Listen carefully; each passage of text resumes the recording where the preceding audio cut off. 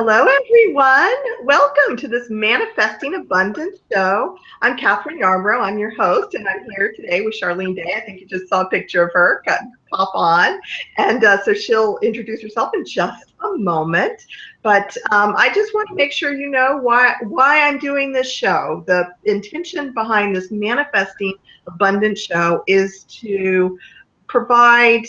Some people call it educate entertainment or entertainment education, that sort of thing. So it's my intention that this show is fun, that it's inspiring, that it is useful, and that you'll get to meet all the awesome people that I know and that I'm getting to know who are either have already manifested abundance, even though that's actually an ongoing journey, or who are in the process of it, and who are creating a life by design rather than by default. So today I am here with Charlene Day, who I met about, I don't know, might have been 2 years ago. And so we haven't really talked for a while, and I'm excited to connect and find out more about what she's doing. So welcome, Charlene. Why don't you, oh, we got a phone ringing. That's okay. Okay, it's gone. Okay, good. My phone, if it rings, I can't even stop it. So anyway. Oh, okay. Well, I've got that turned off now. We're good to go. Excellent. So, so just so you know, the camera just because this is Right. I'm supposed to be looking that way, right? it's more fun for us if you actually look at the camera. Then we can see your eyes and everything. I know I sometimes shift my focus. Yeah. Anyway, tell us about Charlene. Well, I've been an entrepreneur for over 40 years. Actually, I probably should say 45 now, and have been loving it. I have helped tons of people because I've had tons of different entrepreneurial businesses. I'm a lifestyle and leadership coach, and so I embrace both the wellness aspect and the leadership aspect. And the reason I do that is because I really see that if we're going to, quote, save the planet, unquote, we need a lot of leaders.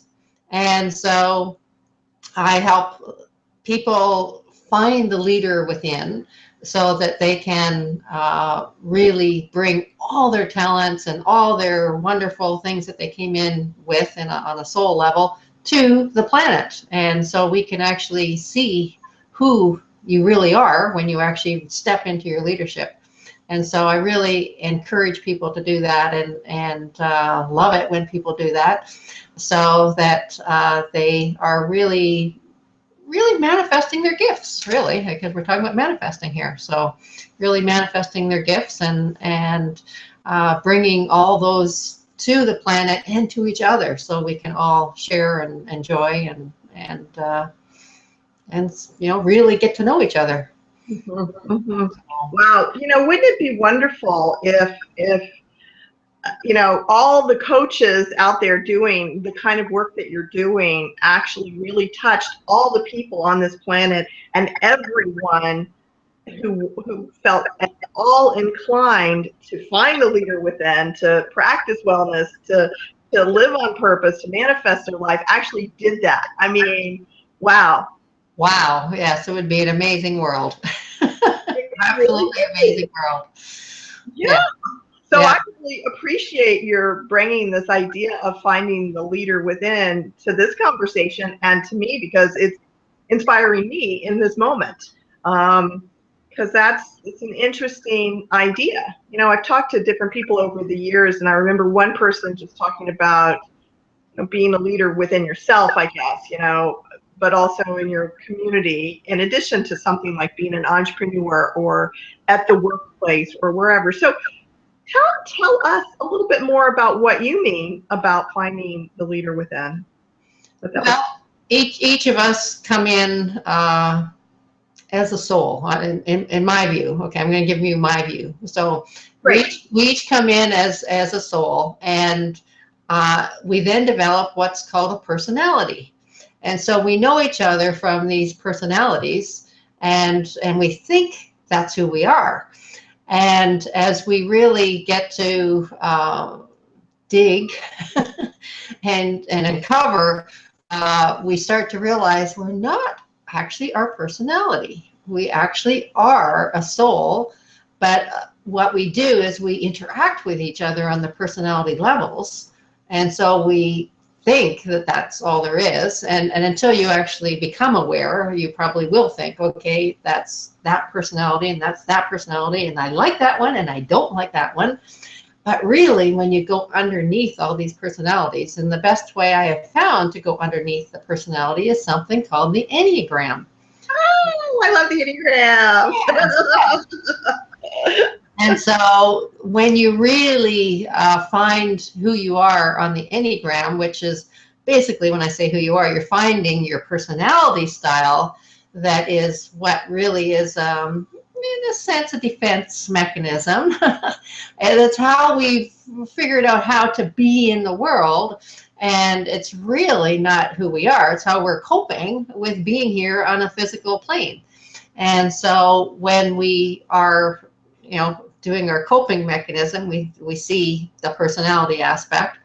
But underneath all that is who we really are. And what I love about the Enneagram is that it actually takes you back. Like, it reminds you that underneath all your defense system, whether you're a 1 to a 9, because that's how the Enneagram works, and then you've got different wings and all that kind of thing. So there's really about 27 different versions of who you might be. And you will find through the different readings and exploring that that path of whatever personality structure you've chosen to be in this world, that path will actually lead you back to your soul. And that's why I'm in love with the Enneagram, because it really helps you see what you need to do in order to get back to who you really are. And so that's why I work with it a lot in my coaching program, because I think that it works. Well, I know it works. I've seen it over and over again. So I am familiar with the Enneagram, as my cheerleading, thing went off. But yay, Enneagram. So you've explained, you really did explain it well, and that it is a way for us to know our personality, and that it's a map to uncover our soul, which is really cool. I'm just trying to see if there's anything else. I guess what I'd like, it's hard to ask a question for people who may not be familiar with it. Right. But I'm going to ask this question, and hopefully it'll be helpful if people are not familiar with it. How is it a map to, or how does it help folks discover their soul, or uncover their soul? What can you speak to that piece of it that you were just talking about? Well, for me, I actually read a book by it's called Riso and Hudson. Discovering Your Enneagram, or Your Enneagram? Anyway, I'll have to go look that one up, and I'll post it later. The Wisdom of the Enneagram. Wisdom of the Enneagram. Thank you. My favorite book. It is The Wisdom of the Enneagram, folks. You got to get it, and then it's really helpful to talk with someone who understands the Enneagram, help you interpret it. But anyway, go ahead. Yeah. So you read the book. And when you figure out which number you are, then Russ actually takes you to a soul path, I guess I'll call it, to actually help you figure out which things you need to do for your particular personality type, so that you will know what changes need to be made in order to get really back in touch with who you really are. And so it was really a guide through that book. And the other book that was a great help was one by B. Chestnut. Again, can't remember the exact name, but if you look up BEA Chestnut, you will find her book. And it's also extremely helpful in terms of understanding your personality style and what you need to change in order to be back to who you really are. And so I highly recommend that path, because it really will help you. It really narrows the focus, because there's so much out there, and since there's so many different types of personalities, if you really get focused in on what your path is back to who you really are, then it speeds the process. So it's wonderful. So I really, really highly recommend it. Well, thank you for sharing about that. I always love it when people do. And it's great that you're using it as a tool with your clients. And so I just want to ask this question, because I'm curious, how for you does it connect to the leadership piece? Well, when we are really coming from what I call soul, like more who we really are, then our gifts really show up in a much stronger, clearer way. And that to me is the leadership. It's really leadership from within. And when we are really aligned, I guess is the best word, aligned with who we really are, then we are giving the gifts that we came to this planet to give. And that's the leadership. It's really the, like when you are bringing out who you really are, then you are a leader. Because whatever that gift is, somebody needs it. Somebody is looking for what you have. And when you get really clear and centered within that aspect of yourself, then it's amazing what the people that you touch and the example you can be. I mean, even just being, like really being, sometimes can be an example. Like for me, for my Enneagram type, being is really important because that's my path back to my soul. And so, but I think it is for many people, even without that particular personality style that I have, which is called a 3, then you may find that just meditating and being present, being mindful, being there with someone else, really listening to someone else, all of those things are really important in this day and age. And to that effect, I actually put together a book that... Oh, I wanted to hear about this book. Yeah, show us again. Show us. Yeah.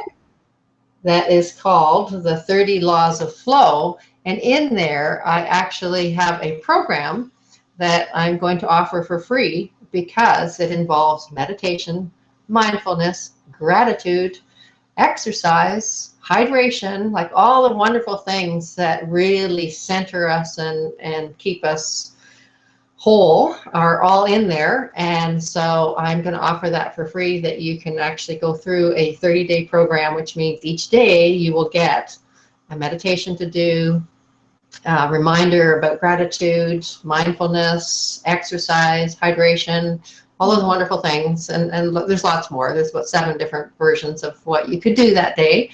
And so, but if you actually do it, it actually will help you center. And that's the whole idea. And I do talk about the Enneagram in the book as well. So, and give you some of those book titles that we just mentioned. So it really is a tool to help you get more grounded and be who you really are, and get connected back to who you really are.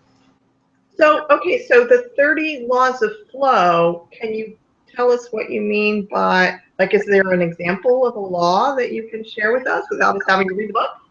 Sure. Well, the one that everybody hears about is the law of attraction. And so it's one of the 30 laws that are in there.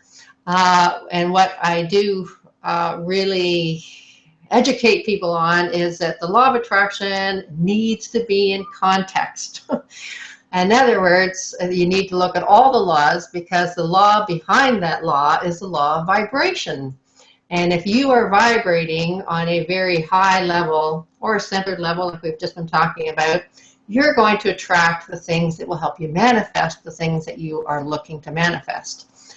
And if you're vibrating on a, I feel sorry for myself vibration, or I'm a little pissed off with somebody vibration, or something like that, you're not going to be in the right vibration to attract what you desire. Instead, you're going to attract the things you don't desire.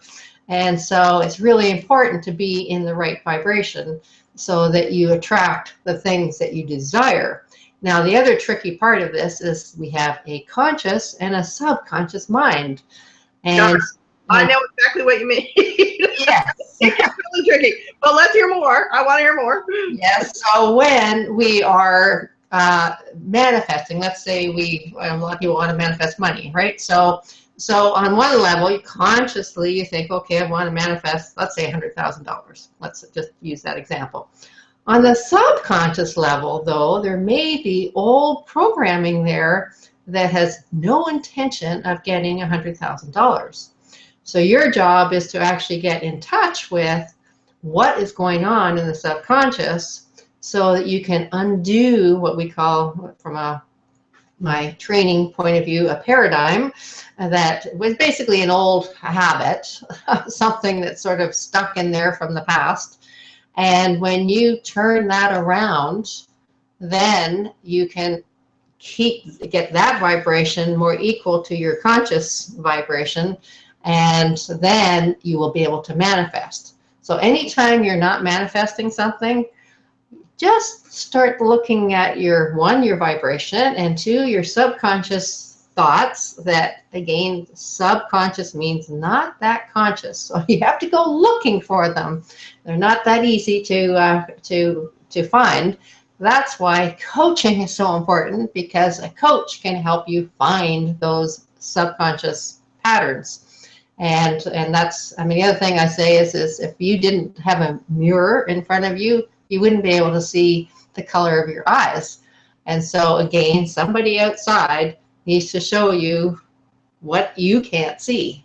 And so coaching is very, very important for just about everybody these days, because even I have a coach, because I can't see things because I'm inside here, right? So a coach can feed that back to me and help me see what I can't see in my subconscious. And again, the subconscious will show up as patterns, things that, you know, other people can see, but I can't see because I'm in the pattern. And so very, very important to get some sort of help, whether it's, you know, if you don't have a coach, maybe a mastermind group or something outside of yourself, so that someone can feed that back to you and you can get that awareness, so that you can change and get equal to what it is that you're looking to manifest. Because that's what we're talking about today, right? Manifesting. So. Well, we can talk really about what we have, whatever we want, Charlotte. Okay. Or Charlene, Charlotte. What? I've lost your name. It's gone. Charlene. Thank you. I didn't want to call you the wrong thing, Charlene. I apologize. So this is so cool. All right. I know I'm over here going, I want that book. So tell us how we can get that book. Let's make sure everybody knows how to get the book. Okay, well, it's on Amazon, and you can get it either as a Kindle book or a physical book. And again, I will put a link up because I don't have that long link memorized. So, I will find it and I'll put it in my blog, and so people who are watching this later can get it. That'll be easy for folks. That'll be great. Yeah. So the 30 Laws of Flow. I'm intrigued, Charlene. So fantastic that you wrote that book. And I love everything that you're saying. In fact, I have an example. I'm in the process right now of launching a new service. It's called the Flow Group. Speaking of flow, yes. And it's going to include a group experience for people to manifest with other people. And you know, I've got my own training, so you know, I love talking with other people who do similar work, because you know, if anybody's listening, you know, if somebody's looking for something, you're going to either vibrate. If they feel called to you, they're going to want to work with you. If they feel called to me, they're going to want to work with me. Maybe, you know, at the very minimum, hopefully we're inspiring people. So it's fun for me to talk with someone who has been on a similar path, and knows a lot of the same things that I know. It's really cool. But anyway, so today I was working on using these exercises that I do to help me uncover my subconscious things, and I realized that I was scared, and because launching this flow group is, it changes my life. I mean, there's probably some other things I'm scared of, and I've been working on it for the last month or so, doing my inner work as well as outer work to launch it. And this is the first week that the fear showed up, which has been interesting. And I remembered that often when I've gone to manifest a big thing, and I forget this, but I remembered that fear shows up when I'm getting closer to it actually happening. And you know that that means that you're on the right track? Yeah. I mean, what it feels like to me at this stage is it's not just that I'm on the right track, it's that it's most likely coming. And oh my God, it's most likely coming. And so it's an interesting, but I'm pointing it out because I didn't even realize it last week. I didn't realize that at this deeper level, at this next stage of the manifestation process, that this fear was there. So, it's fascinating. Well, if you have a really big goal, then fear is going to show up, and that's your indication that you're on the right track. Because if you don't have something that excites you and scares you at the same time, then you're not going big enough. so you want to be excited and scared both at the same time, and then go for it. I'm doing it. Oh my God. Seriously, that's how it feels. On the one hand, there's it's like, oh my goodness, this is so exciting. On the other hand, I'm like, So you're on the right track. Well, we'll see what happens. So cool. But thank you for that feedback, Charlene. So wow, this is just so much fun to chat with you. And I know that you mentioned very briefly, I don't know if you want to say anything about it right now, but that you're in the process of getting ready for a new course you're offering or something that's going to be coming soon. What was that? Do you want to say anything about it? I'm actually getting ready to launch the 30 Laws of Flow website with the Going for the Flow programs, which are a way to get support as you go through the 30 days. And it's, a Facebook group and coaching with me and that kind of thing. So that is coming in hopefully September. And so just getting ready for that. And yeah, I guess stay tuned. Yes. That sounds great. Now, are you going around and speaking about your book and sharing with people all about it? Here and there. The biggest lovers of my book right now are the spiritualist churches. The ministers seem to love my book, so they are going great guns in other words, they're buying a lot of the books at those churches and then having study groups around the 30 laws. Because again, all the laws work together, and so we just talked about 2 today: the law of vibration, the law of attraction. But there's many more laws, and they all work together, and they're like the law of gravity. They're always working even though you don't see them.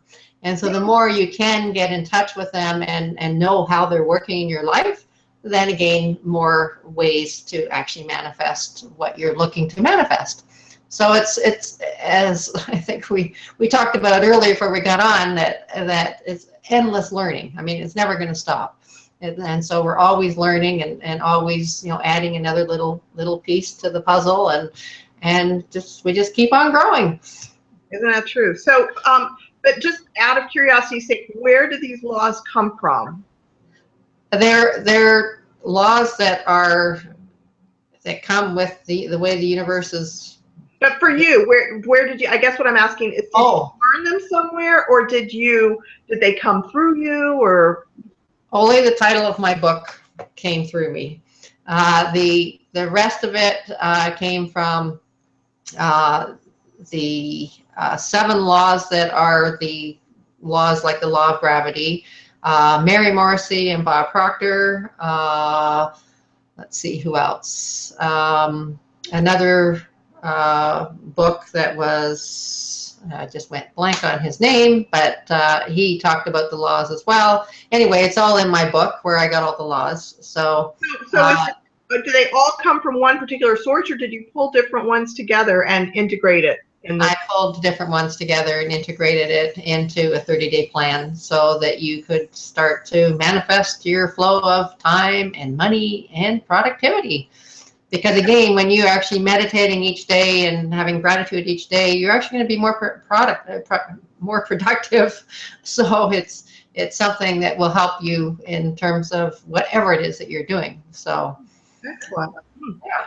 Well, I love it, and I am so delighted that you were, wanted to come on the show. And I have this vision of having like this group of people who, are my regular like guests. I want you to be a regular guest. I hope we can find a way to do that, just because it's fun to have these conversations and to, I don't know. I have this vision, and I don't know, is that a law that if you connect with the same similar people, that does something? Well, that's the law of vibration again. Oh, okay. When you vibrate on the same level, then you want to be together, right? Because it's like you feel that kindred spirit. So yes. Yeah, that's what I want. I want my kindred spirits to be guests on my show. So it's very cool. So as we begin to wrap up, is there anything else you want folks who are listening, watching to know?